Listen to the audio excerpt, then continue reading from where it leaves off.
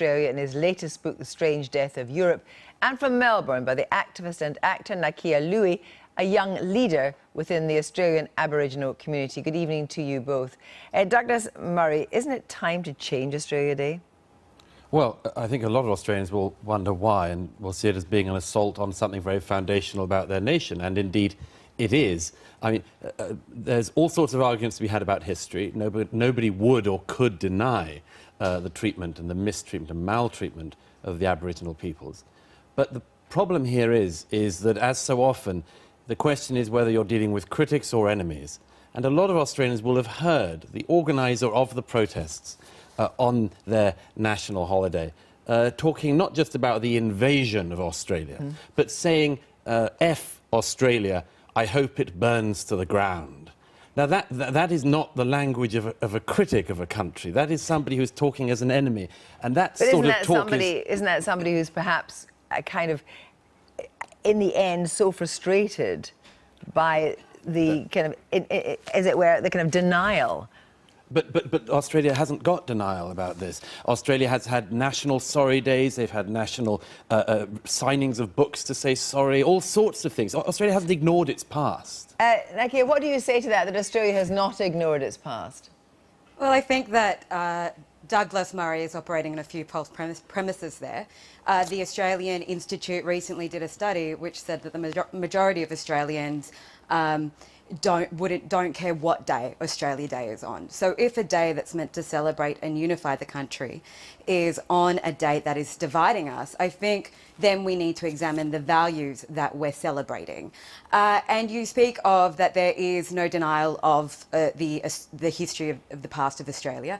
Well, there actually is, and that's one of the things why we're protesting, is that we're having our national celebrations on a day, January 26, which represents the day Captain Cook put that Union Jack in the ground in Australia and declared it sovereign, which began colonisation, which resulted in genocides, over 500 massacres just on the east coast of Australia alone, up to 90% of the Aboriginal population wiped out, and that continued well into 1967, where my parents weren't considered Australian citizens.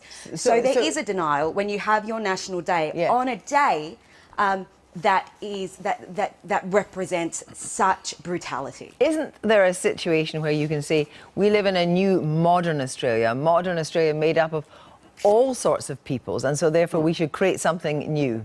Well, Australia, again, has been having this discussion for decades now. This is not a new discussion. But then there's a new generation coming up. Sure, but what is striking about it, as I say, first of all, is the tone of the attack on Australia Day, the tone of burn this country to the ground, which is, I think we could all agree, across any... That is incorrect.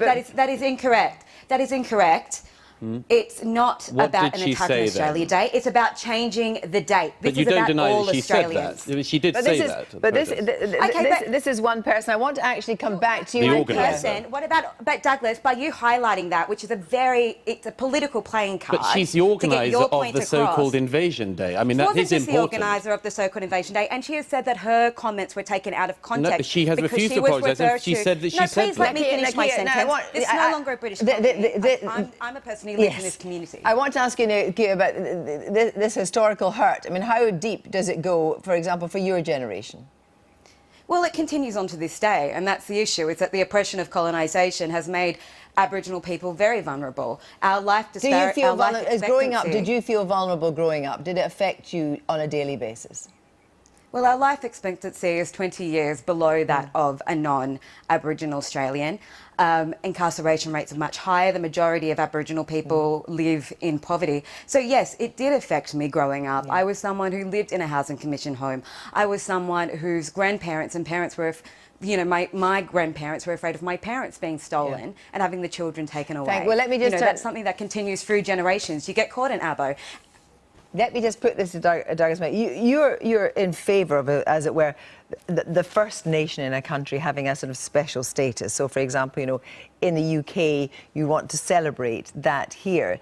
If the nation is the first nation, is an Indigenous nation, in Australia, surely it should have a special celebration. Sure, and they do, and that happens. No, but a primary one, because they are the first people of that country. I think what it's worth seeing is in a wider context. This very similar thing is happening in America, has happened in Canada, and basically this movement, which Australia is part of as well, is there is a movement of people who say everywhere the Europeans went, they've colonised, they've destroyed, they've wrecked, and I think we can have a sensible weighing up of the historical discussion without, if I can say so, saying that the Europeans are colonists, the Europeans are genocidists, the Europeans are still guilty, the Europeans have to keep on. But they were colonists. That's just a fact. Yes, they were colonists. but the question keeps on coming down to this question as well as historical guilt and the appropriate weighing up of history, and that we hadn't had that in the past in Australia. We don't get it with the burn Australia down stuff either. Well, thank you both. We will make America great again.